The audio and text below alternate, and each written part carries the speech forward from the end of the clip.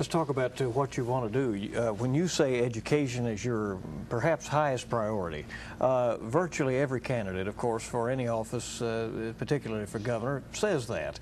But what would you like to see addressed in the areas of education? Well, you're right. We get a lot of rhetoric about education, and Kentucky has done some very positive things.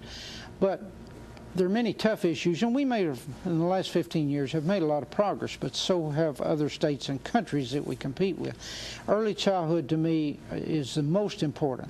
We need to get every first grader has a reasonable chance to get a high school diploma, instead of saying by fourth grade we can identify dropouts.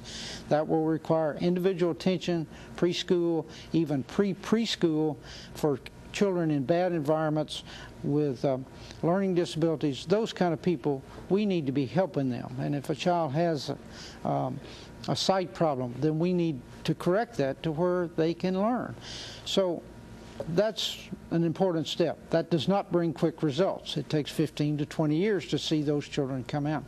We've got to also get business involved in middle schools and high schools, working with students to show them the relevance of what they're learning relates to a job and relates to income, and why it's so important that they stay in school and take the tough courses. Instead of, and the teachers are trying, and we have many good teachers, but they need help.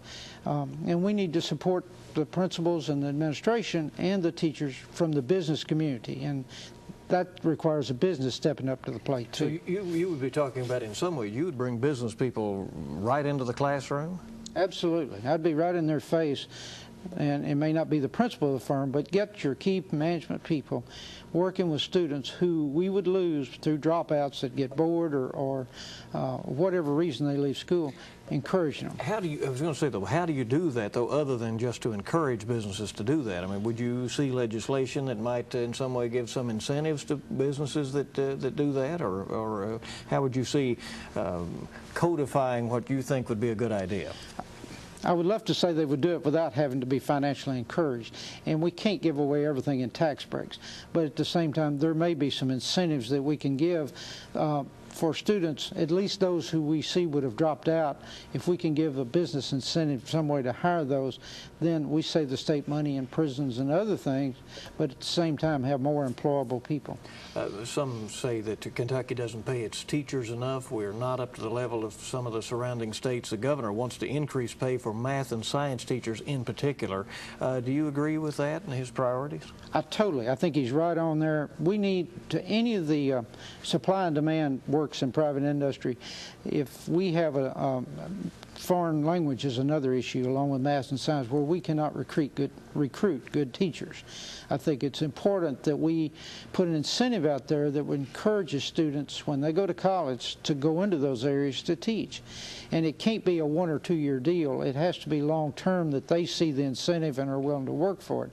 I also think teachers that are in low performing schools, that are tough environments, we have some very dedicated teachers in that environment, and we need to pay them more and encourage our best teachers to help us in that environment.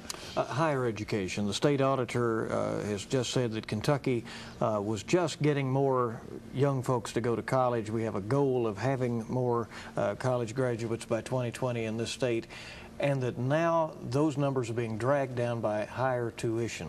Do you agree with her recommendations that in-state tuition be decreased and out-of-state tuitions be increased? I think we have to look at that, because we are bringing in more out-of-state, and we need to balance that. We also need to look at, we've got to keep higher education affordable, because there's $1 million difference in earnings between a high school graduate and a college graduate. That's a lot of money, and that's a lot of taxes that could come in if we employ those people. So yes, we do have to look at all of allowing our universities to become research, develop on their own, but at the same time keep it affordable. And we are now looking at even using our community college system more to give kids an early start, maybe more affordable, but we've got to find a balance. And I think she's right on that we've got to lower the, not necessarily lower it, but it's certainly maintaining the tuition rates to keep more students going and encourage them to be there. Well, it's about doubled in the last 3 years or so. That's correct. All right, let me ask you on this. Let's get this one key thing out of the way before we go to a break here in just a moment, and that is about the governor and Congresswoman Northup both seem somewhat neutral on the expanded gambling question. Both say they don't consider it good government, but that they wouldn't get out in front of it either way. Where do you stand on expanded gaming? Well, I'm not a politician. I'm a businessman, and so I call them like I see them. I'm opposed to expanded gaming, totally. And the reason I am is because I think it's building an economy on quicksand, that when it's going strong, it will be good, but if something happens, we could really jeopardize education and the state economy. I'm totally opposed to it, and would veto any legislation that comes forward. From my standpoint, it's just the wrong way to take Kentucky. So